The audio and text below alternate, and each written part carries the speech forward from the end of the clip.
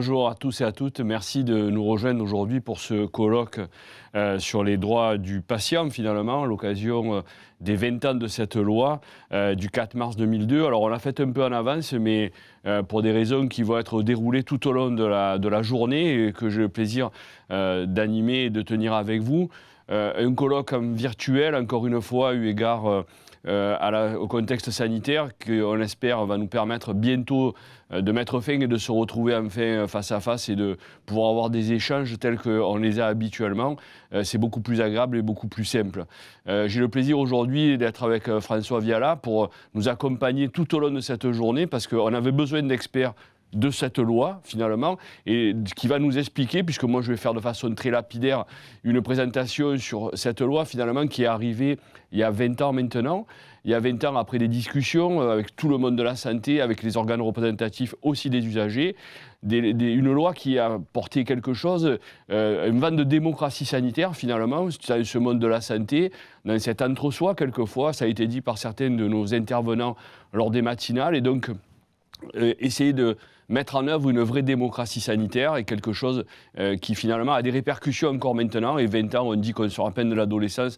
Donc on va voir aussi tout au long de la journée, finalement, qu'est-ce qui va pouvoir nous amener à faire des propositions pour aller encore plus loin. Je le dirai plus tard, j'y reviendrai certainement, mais la recertification des professionnels de santé est une suite logique de ce qui a été fait il y a 20 ans. On est vraiment dans cette idée d'aller plus loin, que le patient sache qui le prend en charge. Voilà. Donc c'est un peu le cadre général, et c'était un peu ce qu'avait dit Bernard Kouchner quand il avait posé les attendus de cette loi, en disant qu'on va passer d'un système de professionnels à un système orienté vers l'individu, chose que l'on demande tous finalement. Quand on arrive à l'hôpital, la première chose que l'on demande, je pense, enfin, tout au moins pour moi, c'est quand est-ce que je sors. Donc avoir la maîtrise sur son séjour, sur ce qu'on va subir, sur ce dont on va bénéficier, les thérapeutiques qu'on va avoir pour retrouver un état de santé normal. Donc on voit bien qu'on est dans cet élan-là d'une démocratie et d'aller plus loin dans les explications et dans la capacité finalement à l'individu de maîtriser son avenir dans un lieu clos qu'est l'hôpital. Donc finalement, c'est l'hôpital au cœur.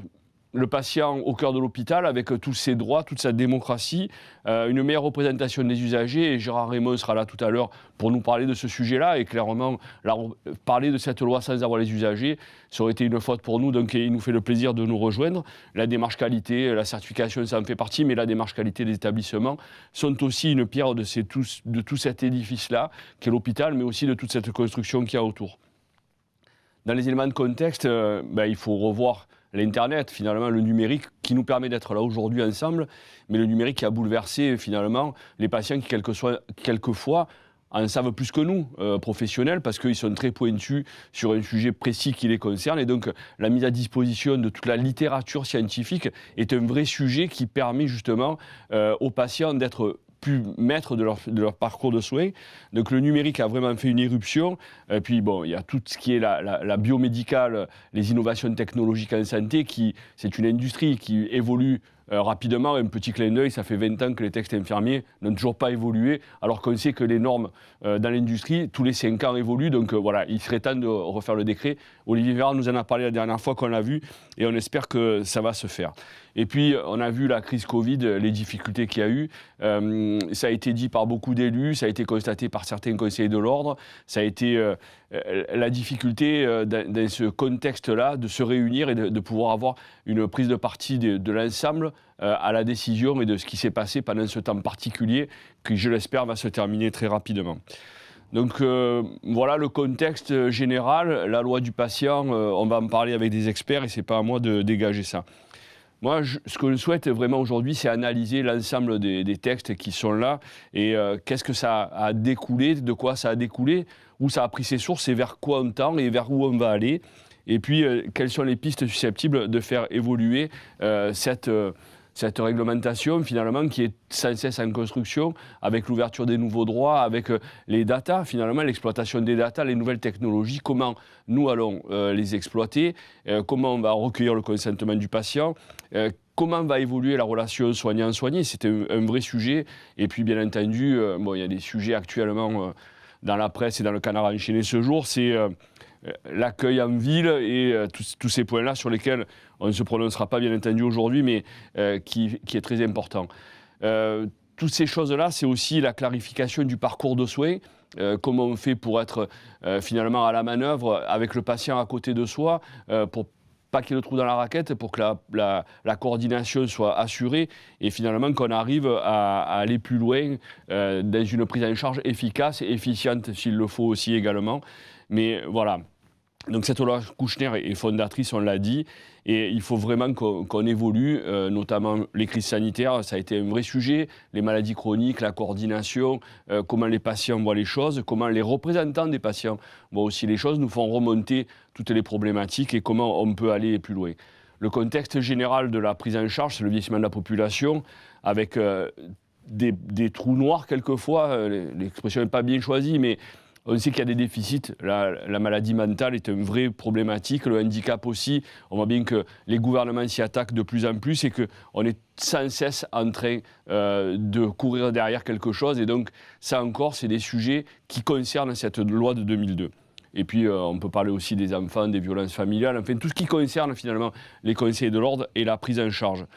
Donc, il faut absolument que dans tout ça, on fasse aussi une place à l'aidant. C'était aussi l'accès au dossier partagé, au dossier médical. Donc, c'est aussi un sujet, et je vois François Viala qui hausse les sourcils.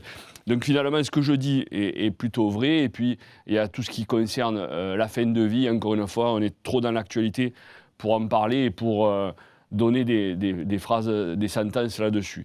En tout cas, nous, en tant que Conseil de l'Ordre, on participe activement à ce sujet-là. Et puis, on participe activement, puisqu'on est un des acteurs, mais les infirmiers, en fait, finalement, sont des acteurs principaux et majeurs, puisque les infirmiers continuent à aller chez les patients. Ça a été redit et rappelé par la Cour des comptes. On est les interlocuteurs H24 à l'hôpital. Nous connaissons les gens dans leur contexte souvent familial, mais aussi social. Et donc, on recueille des informations qui sont essentielles à la prise en charge. Et justement, à comprendre le contexte global de cette prise en charge et à mieux faire respecter finalement les desiderata du patient, à les entendre, à les anticiper sur les directives anticipées éventuellement, mais aussi sur ce qui est acceptable ou pas dans la prise en charge en soins. Quelque chose aussi qui est la marque de fabrique des infirmiers, c'est il n'y a pas de jargonnage. Nous sommes des gens simples et on arrive à parler, à dédramatiser, parce qu'on arrive à faire accepter aux patients des termes qui, quelquefois, sont très complexes et qui recouvrent des réalités bien plus simples souvent et qu'on peut décrypter pour le patient et sur lequel on va amener à une plus grande acceptabilité de la prise en charge. Moi, je voudrais me féliciter quand même du peu de difficultés qu'on rencontre dans les chambres disciplinaires du Conseil de l'Ordre sur ces sujets de relations soignants-soignés et sur le respect des droits du patient. Et ça, je trouve qu'il faut s'en féliciter et c'est vraiment un sujet vraiment essentiel. Donc, je ne vais pas être plus long parce que je n'ai pas d'intérêt. Je trouve que François Viala va nous apporter énormément sur tout le contexte qui entoure cette loi. Mais enfin, l'objectif, vous l'avez bien compris aujourd'hui, c'est on est à 20 ans finalement. On n'est pas encore à la fin de la vie de cette loi, on est à son début, à son balbutiement. On est sorti de l'adolescence et maintenant il faut qu'on arrive à voir comment on va faire pour aller plus loin. Et encore une fois, de façon pragmatique et éclairée, au bénéfice des patients. Je crois que c'est l'objectif de cette journée. Et François Viala, merci d'être là. Merci Monsieur le Président. C'est un plaisir, c'est un honneur pour le Centre européen d'études et de recherche droit et santé de Montpellier d'être à vos côtés tout au long de cette journée. Vous l'avez dit, nous sommes en retard, mais nous sommes en avance aussi. 2 lois, 2 janvier 2002, 4 mars 2002, une gestation gémellaire pour le secteur social et médico-social d'une part, le secteur sanitaire d'autre part. 2 lois, 2 salles, 2 ambiances, dirait-on, si les boîtes de nuit étaient encore ouvertes, elles le seront peut-être prochainement. Et on va essayer de faire la genèse de ces textes, voir comment ils ont évolué et puis faire un peu peut-être de prospective. On part de loin. On part de loin. Dans les années 1920, il y a 100 ans, nous avions un ministre de l'hygiène.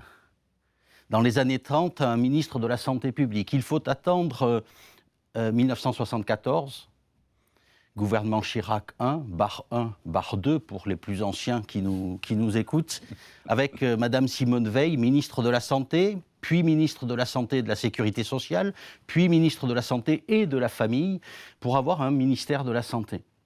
Un ministère de la Santé qui deviendra parfois un ministère de la solidarité et de la santé, ou un ministère de la Santé et de l'Action humanitaire, donc des appellations diverses et variables, avec des ministres d'État, des ministres délégués, de simples secrétaires d'État. Et ça en dit long sur la place que l'on accorde à la fois à la santé, aux professionnels, aux établissements et aux patients. Alors en 2000, 2001, 2002, à la veille donc de l'adoption de ces deux textes fondamentaux dont on fête l'anniversaire, le 20e anniversaire, il y a un ministère de l'Emploi et de la Solidarité. Madame Elisabeth Guigou, avec un ministre délégué à la Santé, Monsieur Bernard Kouchner, et des secrétariats d'État aux personnes handicapées et aux personnes âgées. Ce qui explique probablement la façon dont on a pensé ces deux lois, un petit peu comme d'habitude en France, en tuyau d'orgue, et je dirais plutôt en silos de grains, parce que des tuyaux d'orgue, ça peut faire des choses magnifiques, de très belles partitions. Les silos de grains, ça peut aussi fermenter et exploser. Et on a pensé de façon parallèle et non convergente deux textes qui, finalement, dans leurs enjeux et dans leur logique, poursuivaient les mêmes objectifs. Alors on parle de loin, alors je ne remonte pas au XIVe siècle avec Henri de Mondeville, le moyen pour le chirurgien de se faire obéir de ses malades, on était dans l'obéissance, c'est le docteur Purgon du malade imaginaire de Molière, mais si on arrive plus proche de nous, au milieu du XXe siècle, le professeur Porte, président du Conseil national de l'Ordre des médecins, en 1954 écrivait que le consentement éclairé du malade n'est en fait qu'une notion mythique. Alors, je ne le reproche absolument pas au professeur Porte, qui est un homme de son temps et qui a été quelqu'un d'absolument extraordinaire dans cet ouvrage à la recherche d'une éthique médicale, mais on voit d'où on part. On part d'une approche qui est à la fois cloisonnée entre professions, avec une hiérarchie professionnelle qui est encore plus affichée, assumée qu'aujourd'hui, même si toutes les cloisons n'ont pas été abattues, loin s'en faut.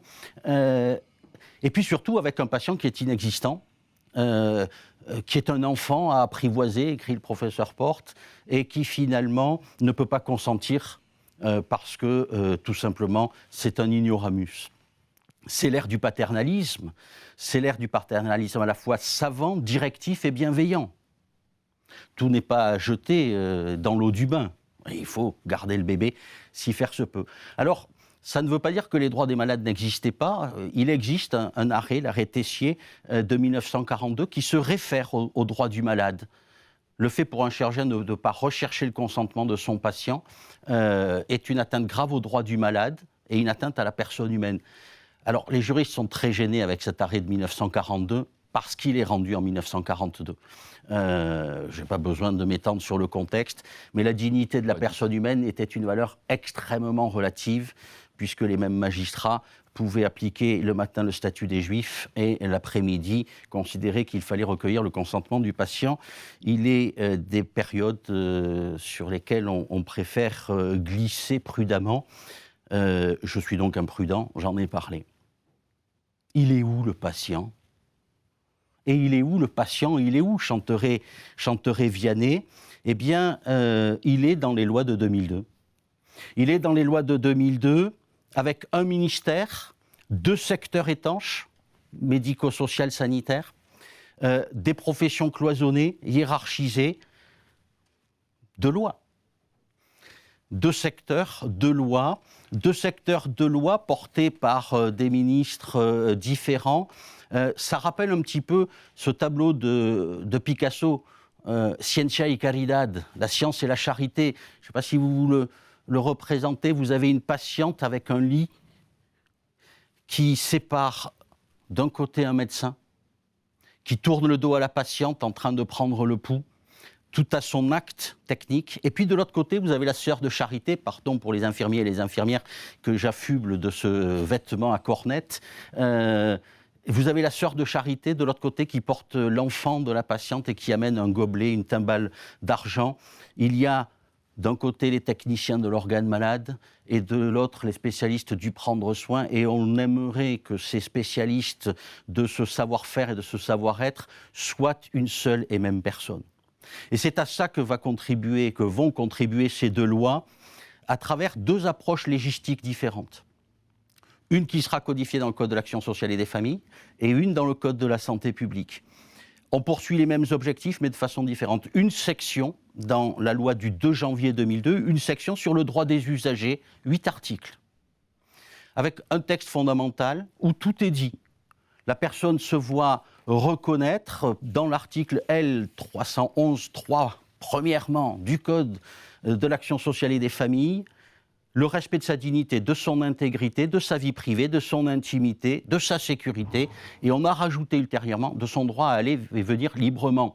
Alors il y a loin de la coupe aux lèvres, il y a loin du droit à la pratique, la liberté d'aller et venir, l'intimité, la vie privée, y compris la vie affective et sexuelle, sont garanties dans le secteur du handicap et du grand âge par la loi. Qu'en est-il en pratique ? Il y a un décalage indéniable. Loi du 2 janvier, une section, 8 articles, tout est dit de façon très concise, qui nécessite des interprétations. Et puis vous avez l'autre approche légistique, c'est la loi du 4 mars 2002, la loi éponyme Kouchner, où là nous avons un titre sur la démocratie sanitaire. Démocratie sanitaire d'ailleurs va disparaître dans la codification, elle est passée par profits et pertes.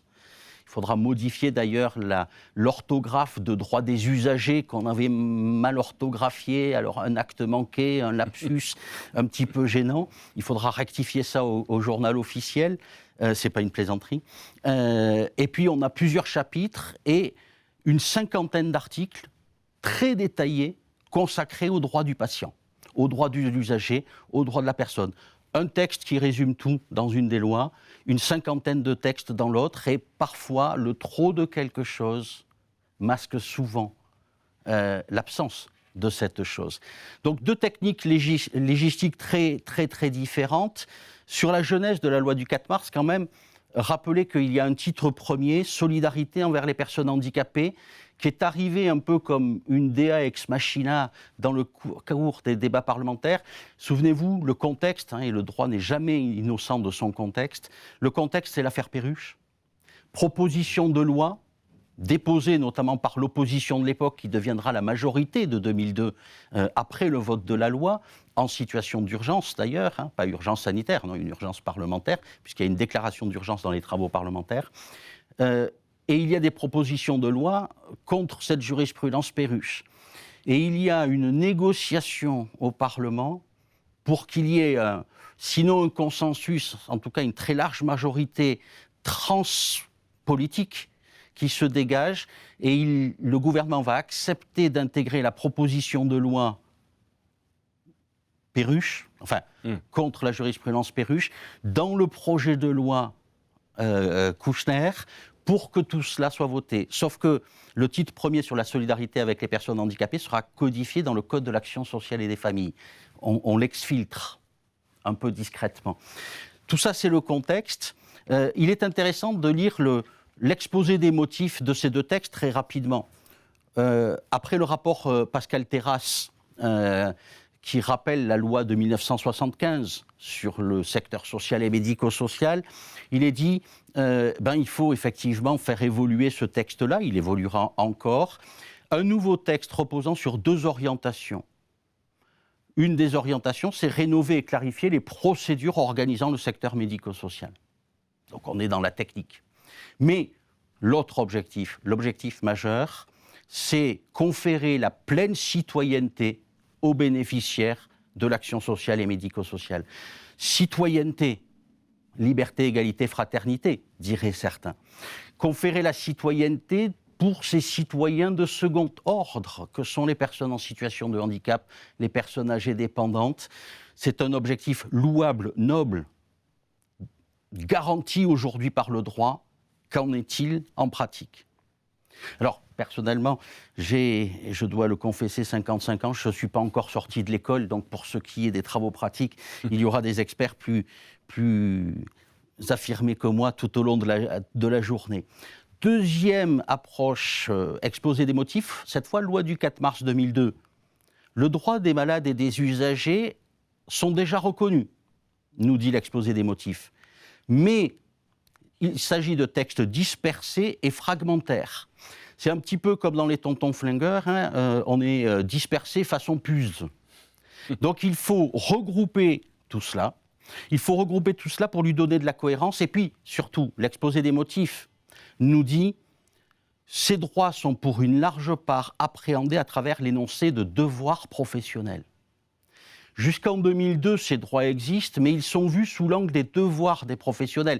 Alors, devoirs professionnels au sens strict, déontos logos, la déontologie, mais aussi les décrets de compétences, etc. Mais on n'envisage finalement pas les droits des patients, mais seulement les devoirs des professionnels. Il faut changer les choses, il faut inverser le gant pour appréhender désormais de véritables droits des personnes qui soient autant de devoirs des autres pour trouver un juste équilibre. Et finalement, deux techniques légistiques différentes qui rejoignent un même objectif, garantir la dignité, l'autonomie du sujet, l'accès aux soins, la non-discrimination, le libre choix du praticien de l'établissement par la personne, le respect et la garantie de la vie privée et du secret, l'information, le consentement.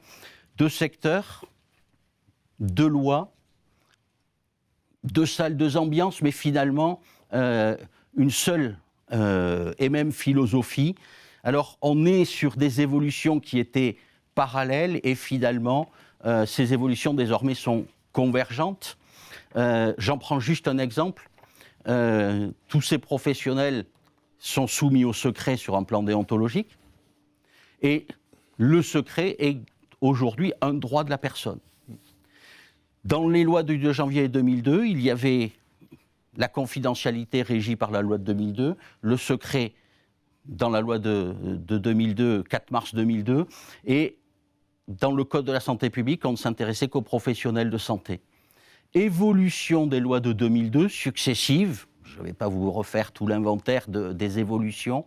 Désormais, dans le texte du Code de la santé publique qui évoque le secret, il est question bien sûr des professionnels, des services, des établissements de santé régis par le Code de la santé publique, le service de santé des armées et les professionnels du secteur social et médico-social qui sont dans le Code de la santé publique. On a fait un seul et même texte pour éviter justement ces silos de grains. Et même chose sur le secret partagé. Dans la loi de 2002, 2 professionnels de santé peuvent partager des informations. Désormais, 2 professionnels, et on ne précise pas de santé, y compris dans le secteur social et médico-social, peuvent partager des informations. Bien sûr, il y a des garde-fous si elles sont strictement nécessaires à. Donc ce qui est important, c'est de voir que l'on a une évolution convergente au profit du patient, au profit du résident, au profit du bénéficiaire, de l'usager. Vous l'appelez comme vous voulez, je l'appelle la personne, au profit de la personne. Pourquoi ? Bien parce que finalement, tout le monde, sur ces questions, a une légitimité. Les professionnels de santé, les infirmiers ont une légitimité. Leur légitimité, elle est leur savoir. Les études, mais la technique, l'expérience qui a été acquise. Et cette légitimité, elle ne doit pas être passée sous silence. C'est pour ça qu'on parle de partenariat. Mais le patient, il a aussi une légitimité. Le patient, il a une légitimité parce que c'est lui qui est au cœur, par son corps, par son esprit, par sa vie, qui est impacté par la relation de soins. Je prends une métaphore et je conclus. Pour donner fin à tout le monde, même s'il n'est pas tout à fait l'heure, je prends toujours cette métaphore culinaire. Vous savez tous la différence entre une personne concernée et une personne impliquée. Dans la relation de soins, il y a ceux qui sont concernés, il y a ceux qui sont impliqués. C'est comme dans une omelette au lard. L'omelette au lard est constituée et faite à partir de l'investissement de 2 animaux, la poule, le porc. Ils n'ont pas le même investissement. La poule est concernée par l'omelette. Le porc est impliqué dans l'omelette. Eh bien, dans cette omelette au lard qui est la relation de soins, les professionnels de santé sont concernés. Mais le patient est impliqué. Il a beau ne pas savoir, ne pas toujours savoir, ne pas savoir parfaitement. C'est son corps, c'est sa vie, c'est sa propre situation qui est au cœur. Et ça suffit à le légitimer. mais ça ne doit pas être un alibi de l'abandon du patient dans sa vulnérabilité. Et c'est pour ça qu'aujourd'hui, je considère que ces lois qui ont évolué sont des lois d'accompagnement du patient et non pas d'abandon. Ce ne sont pas des alibis, même si c'est un petit peu fashion. Il n'y a pas aujourd'hui une loi, sont couplés sur le droit des patients, mais je crois que c'est beaucoup plus sérieux que ça. Et je suis très heureux que nous ayons cette journée pour aller en profondeur et aller au cœur des choses, y compris mettre le doigt où ça pourrait faire très mal. Donc c'est dit, et je pense que c'est une très bonne introduction. Ça va presque me faire aimer le droit. J'aime bien les métaphores culinaires également. Je trouve que c'est très à propos. Mais je trouve que vraiment, cette idée-là de deux codes différents, finalement, ces tuyaux d'orgue légistique, c'est bien qu'ils se retrouvent à un moment. Et c'est ce qu'on va essayer de mettre autour de la table aujourd'hui pour avoir une très belle journée. Merci encore, professeur Viala, d'avoir planté ce cadre de façon très du point de vue juridique, mais également humaniste, parce que, à part la poule et le porc, il y en a un qui sera impliqué et ça ne sera pas le bon truc, mais vraiment d'avoir permis ce tableau, pas de Picasso, mais on va essayer de finir de peindre la toile. Merci encore. Merci.